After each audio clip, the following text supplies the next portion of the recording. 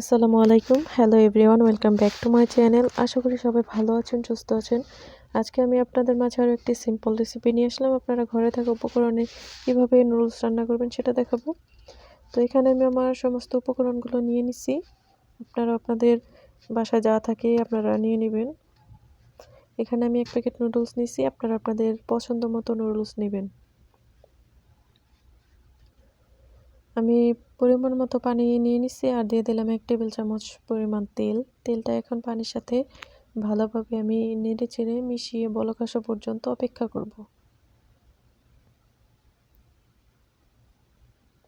আমার পানিটাতে বলক এসে পড়ছে। এখন আমি নুডলসটা দিয়ে দিলাম সম্পূর্ণ। আপনারা চাইলে কমিয়েও বা বাড়িয়ে দিতে পারো।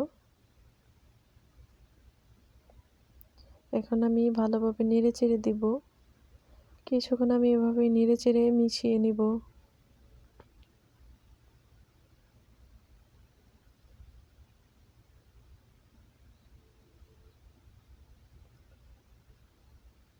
এখন আমি ঢাকনা দিয়ে ঢেকে দিলাম কিছুক্ষণের জন্য।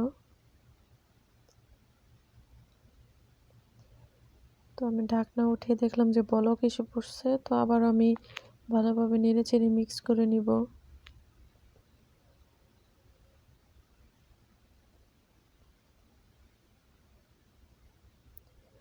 নুডলসটা কিন্তু বেশি সিদ্ধ করা যাবে না, তাহলে খেতে কিন্তু ভালো লাগবে না।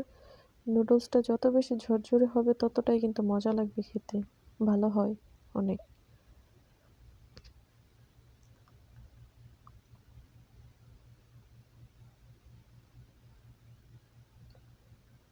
আমার নুডলসটা সিদ্ধ হয়ে গেছে, এখন আমি নামিয়ে নিব।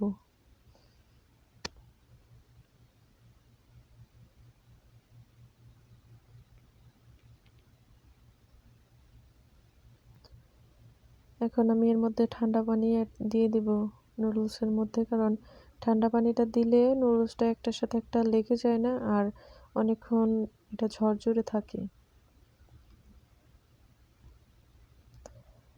এখন আমি কড়াইতে 4 টেবিল চামচ পরিমাণ তেল দিয়ে দিলাম। তেলটা গরম হলে দিয়ে দেব রসুন কুচি। আমি 4 থেকে 5 কোয়া রসুন দিয়ে দিচ্ছি এখানে কুচি করে। এখন রসুনটাকে আমি একটু ব্রাউন কালার করে ভেজে নিব। এখন দিয়ে দেব আমি একটা পেঁয়াজ কুচি। পেঁয়াজটাকেও আমি হালকা একটু ভেজে নিব, যাতে করে পেঁয়াজের কাঁচা গন্ধটা চলে যায়। এখন আমি দিয়ে দেব এর মধ্যে কাঁচামরিচ কুচি। আমি 5-6টি কাঁচামরিচ কুচি করে নিচ্ছি।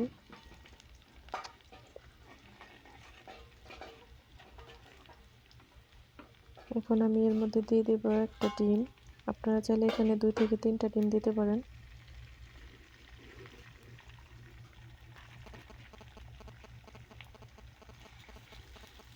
ডিমটাকেও আমি এখন একটু ভালোভাবে তেলের সাথে ভেজে নিব, যাতে ডিমের যে কাঁচা গন্ধটা আছে ওটা চলে যায়।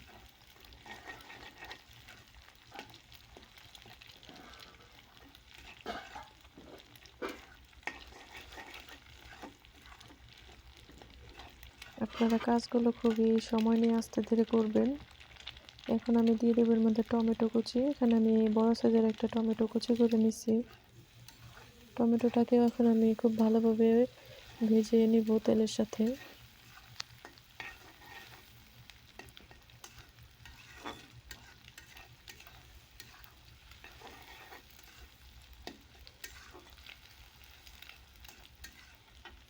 তো এখন আমি এর মধ্যে দিয়ে দেব সামান্য পরিমাণের লবণ।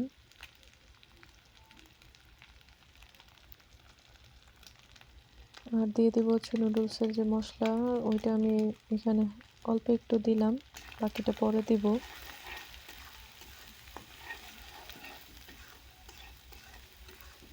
এখন আমি সবগুলো নেড়ে চেড়ে ভালোভাবে আমি কিছুক্ষণ কষিয়ে নিব।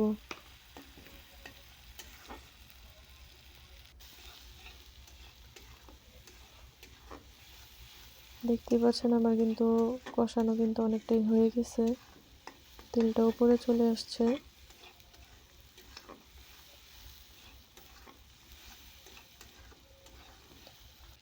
আমি এখন এর মধ্যে নুডলসগুলো দিয়ে দিব, দিয়ে আলতোভাবে আমি নাড়াচাড়া করব, কারণ বেশি চাপ দিয়ে বা জোরে নাড়াচাড়া করতে গেলে নুডলসগুলো ভেঙে যাবে।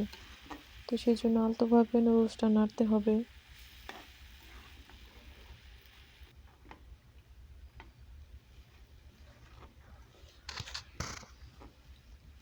আপনারা চাইলে আপনাদের পছন্দ মতো আপনারা রান্না করে নিতে পারেন। আমার রেসিপি যদি আপনাদের ভালো লাগে তাহলে আমার রেসিপিটা ফলো করতে পারেন। তো এই নুডলসটা কিন্তু বাচ্চারা বড়রা সবাই অনেক পছন্দ করে। তো আমি বাকি যে মশলাটা ছিল আমি দিয়ে দিলাম। দিয়ে এখন আমি ভালোভাবে একটু নেড়ে চেড়ে নিব।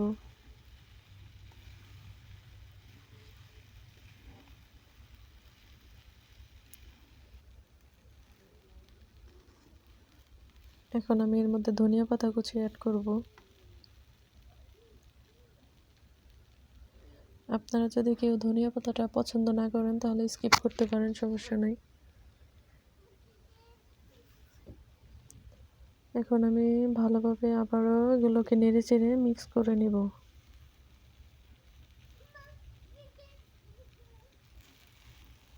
তো আমার হয়ে গেছে, এখন আমি নামিয়ে নিব নুডলস। তো দেখতে পাচ্ছেন আমার কিন্তু নুডলসটা হয়ে গেছে। তো আপনাদের যদি ভালো লাগে তাহলে আমার রেসিপিটি ফলো করতে পারেন। আর যদি আমার রেসিপিটি আপনাদের কাছে যদি একটুও ভালো লেগে থাকে তাহলে লাইক কমেন্ট শেয়ার করতে ভুলবেন না। আর আমার চ্যানেলটিকে সাবস্ক্রাইব করে পাশে থাকা অল নোটিফিকেশনটি অন করে রাখবেন, যাতে আমি পরবর্তীতে কোনো নতুন ভিডিও আপলোড করলে আপনার ফোনে সবার আগে নোটিফিকেশনটা চলে যায়। তো আপনারা ভালো থাকবেন, সুস্থ থাকবেন ইনশাআল্লাহ। আল্লাহ হাফেজ।